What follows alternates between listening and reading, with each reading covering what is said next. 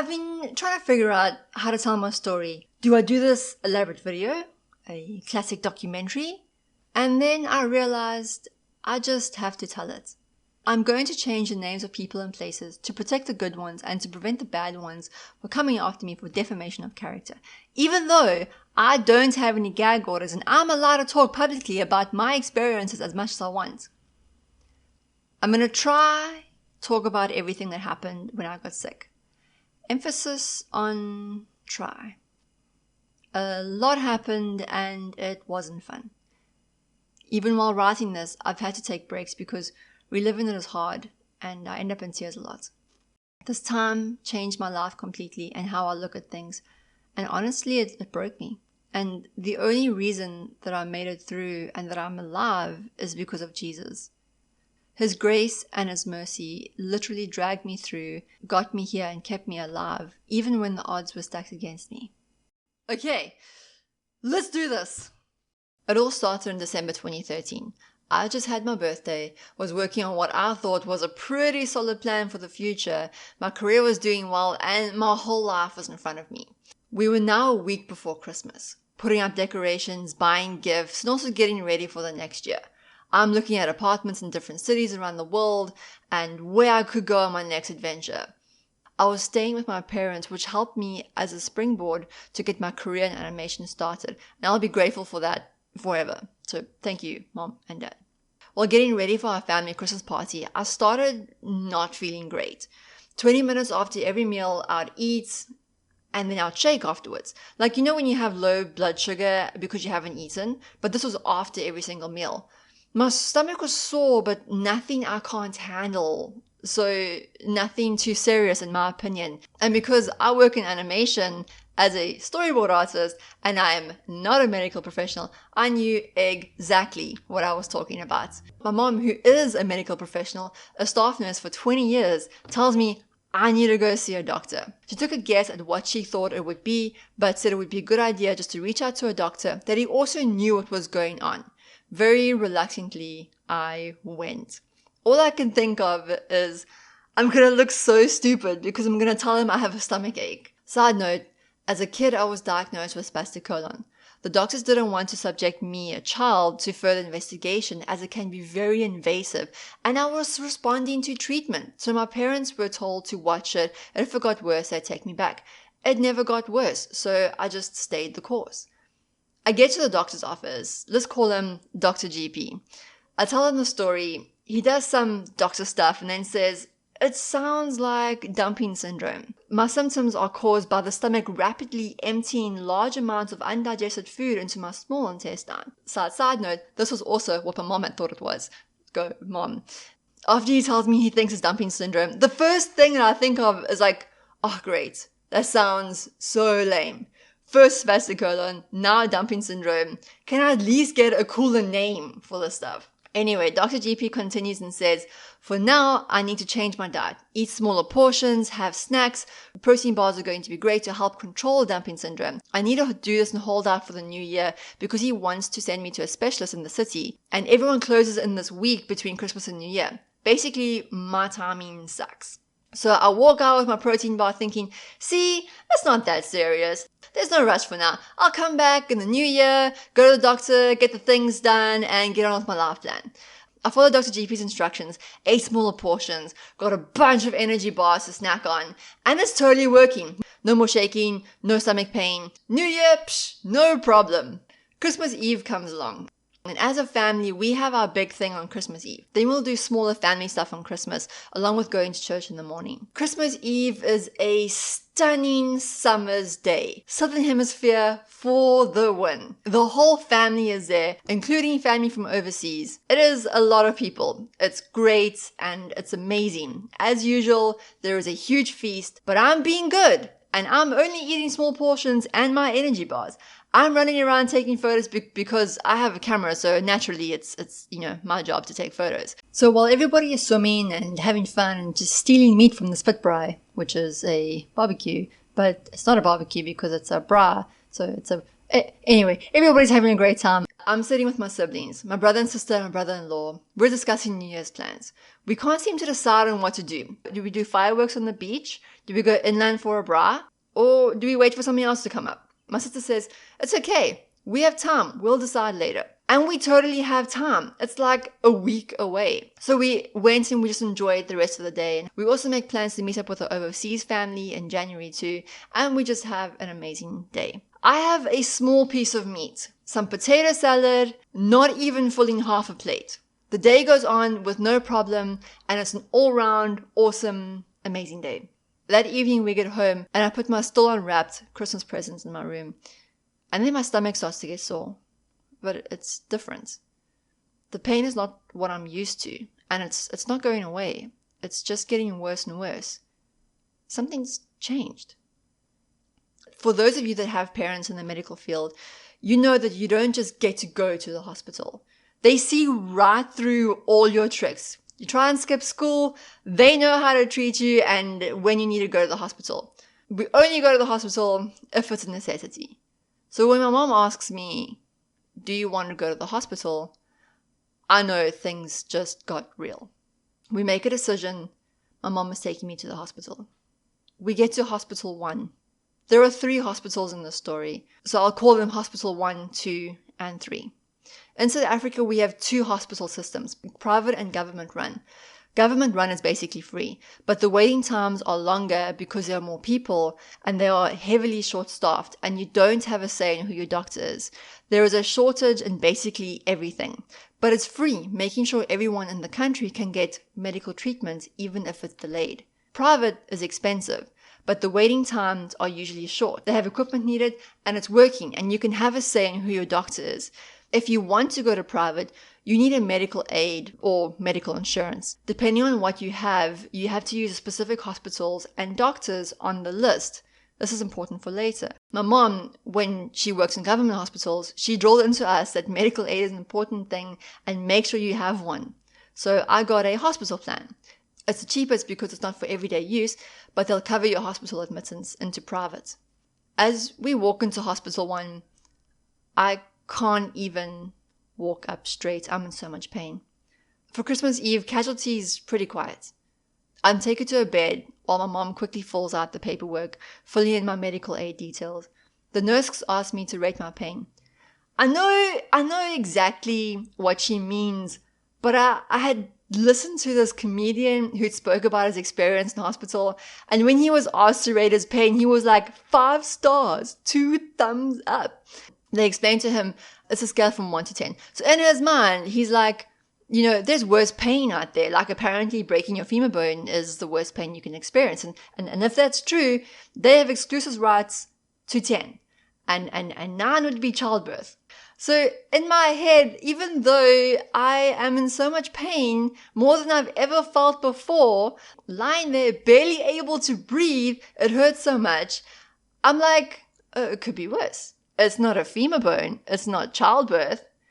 And I don't want to exaggerate either. So I went with 8, which the nurse accepts and she walks away to go report. Now, hospital staff. I know people lie and you need to sift through what they're saying, but please listen to the patients and their family. I walked in and the nurses say to me, oh, you've obviously feasted a little too much on Christmas food. The more I try to explain that I haven't and explain to them what I've actually eaten, the more they make up their minds that I've eaten too much. Finally, a doctor comes in, does some tests, gives me morphine for pain and keeps me overnight. So as I move to the ward, the nurses in the wards too are like, oh, you ate too much. It's really frustrating for people just to full on make up their minds and not actually believe that I am in pain. I spend the night and I'm discharged in the morning. What a way to start Christmas. Dr. GP says the same plan. We need to get you admitted in the city in the new year so we can run some tests. So now it's instead of a maybe come back later, it's gone to a definite thing. I just need to get through to the new year. The whole day I feel sick. I'm in pain. I cannot eat. I'm just lying in my room for the entire day trying to hold out. But by the evening, it's too much, so we go back to hospital 1. I'm again admitted for the second time now. Dr. GP says to my mom, he does not understand any of my symptoms. It doesn't make sense. Remember, my mom worked in hospital, so she worked with Dr. GP for years, so they have a good rapport. Dr. GP refers me to a surgeon and medical specialist. Let's call him Dr. S. This is not his initial. Like I said, I am changing everybody's names in this story. We meet Dr. S, who was late because he was the only doctor on duty for the hospital and he had an urgent surgery, but he came through as soon as he was done. Dr. S is actually listening to us and he's not just blowing it off as I ate too much. He thinks for a moment and he says, "This sounds like Crohn's disease." Crohn's. I have a good friend that has Crohn's and I saw what he went through. It's not fun and it's really hard and it took him years to be able to eat normally again. But at least there was something to move forward with. Now, my mom, having worked with doctors, knows to watch their expressions when reading your chart. Because their expressions, even for an instant, will give you an idea of what is happening in their heads. So when Dr. S looked at my blood work, she saw genuine shock looking at my test, but only for an instant. And he literally responds with, "I need to go for a walk to think," and walks out. I'm like, what? He just, okay, cool. You coming back? My parents stay there with me while I wait for Dr. S to tell us what's happening and what the plan is. He comes back a while later and says I'm being moved to ICU. ICU, intensive care unit. My brain immediately goes, what? No. That is not a good place. Look, I'm better. I don't need that. I can go. I'm fine. I'm okay. I don't need to go to ICU. But all that comes up from me is okay. I get put in a wheelchair for my move. The nurses who commented the day before saying it was just because I ate too much see me going to ICU and respond with, "Oh, she's really sick." Like, listen to your patients, please. I'm wheeled towards ICU. The doors open with a psh, and a strong antibacterial smell hits my nose. The sound of heart monitors and machines fill the air, and I see a line of patients lying in beds along the wall. It honestly felt like a movie, and I'm like, any minute, we're going to do a montage of getting better, and I'm going to be out of there. But while I get taken to my new bed, and they start the process of prepping me for ICU, this dreaded feeling starts to wash over me. I can't just get up and leave. I'm basically trapped in this windowless room, surrounded by machines and sick people. I get a hospital gown. Heart monitors are attached. BP cup, catheter. I still have the IV drip. I get a CVP line. For the non-medical peeps, it's a central venous catheter which gets inserted into a large central vein that goes directly to the heart. And I'm started on TPN, which is total parental nutrition, so I can get nutrients. The TPN comes in a sterile white bag, and it's called feed. It has a weird smell to it, but I can't explain the smell. But every day at 4 p.m., I would get my feed, like a bird. I actually still have a very small scar from the CVP line that's just under my collarbone. Blood gets drawn, paperwork gets filled out, a handover happens, and just like that, I'm set up in ICU. The hustle around me to get me set up settles down, and things return back to normal ICU. Heart machines beeping, the blood pressure cuff automatically going off every hour, and nurses hover around you, watching your every move and charting it at the foot of your bed. A dietitian comes in to see me and gives me juice that I know I cannot drink because of the ingredients. Well, I haven't drunk those ingredients in about 5 years at this point. I wouldn't feel great after drinking them, hence cutting them out. And now I'm on the edge of whatever this is, and she wants to give me the juice that I know that doesn't make me feel well. So I politely explained to her that I don't think it's a good idea, and she's like, "Nah, it'll be fine," and gives it to me. Honestly, I was too nervous about that drink, and I didn't drink it. When my parents visited me later that night, I gave it to my dad, who happily drank it. The dietitian said that she would come back and check up on me again, but I never saw her again. The next few days, the ICU routine just continues as normal. 5 a.m. bucket baths, which I made sure to do myself. Even though nurses offered to help, I was like, no. I'll do this myself. Thank you. I do not want to get changed in front of people, let alone take a bucket bath. The vampires, the staff who collect blood, come every day to collect their samples, but they can't draw blood out of the arm that has the BP cuff in it, so the same arm gets poked until they can't poke anymore, and then the cuff gets moved to the other arm, and the process continues. My veins are very thin to begin with, and now because I'm sick and a bit dehydrated, it is very difficult to find a vein.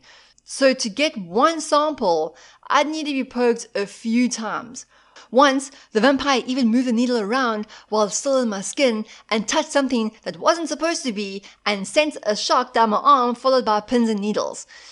Also, when blood gets drawn, that vein collapses and you need to wait to be able to draw blood from that vein again. At one stage, they couldn't draw blood out of my arms anymore, so they just drew from my foot instead because I needed a sample. Oh my word, that is sore. Do not let anyone do that to you. If someone says they want to draw blood out of your foot, be like, it is nice to meet you, but no thank you, and walk away. It is so sore. I don't get food because if it's Crohn's disease, food is bad. So I just get my feed every day so my nutrients are sorted, because on top of everything, I was malnourished too, which I have no idea how that happened, but now I'm malnourished as well. I'm giving pain medication, pethidine, every 8 hours, along with other stuff like antibiotics, etc. Sorry, medical peeps, I cannot remember everything I was on. In the beginning, I actually hallucinated a few times with the pain meds. It was crazy. I saw my one aunt as a fairy pixie thingy flying around. Then I saw my dad by the door and he threw a cucumber at me, which I jerked back with. Also, that's something he would totally do. I saw a fisherman sitting at the edge of my bed, fishing off the side, and then I saw space. The edge of my bed sat in space, and 2 ships, one the Enterprise, and the other ship, I don't know what the other ship was, came in and started battling, firing their pew-pew guns. Red and blue shots flew by this epic battle waged on. I stared at this battle and was like, yep, that's weird. I am definitely hallucinating. After that, I didn't see any more, and the hallucinations completely stopped. And I never did find out if the Enterprise won or not. New Year's slowly comes around. What a sad New Year. Look, I'm all about taking a chill New Year's, but this was not chill. This was super depressing. I'm lying attached to all these machines. I can't get up or just leave. I know it's about midnight and I'm like, I wonder what my siblings are doing. I wonder what was eventually decided. And I wonder if they are having a good time. I find the TV remote and turn it on, slowly flipping through the channels, looking for fireworks and some sort of normalcy. There's a local channel talking about the fireworks, but no one's showing the fireworks. Eventually, I just turn it off and I just lie there, listening to the beeping of the machines, the slow breathing of those around me. Well, Happy New Year. This sucks.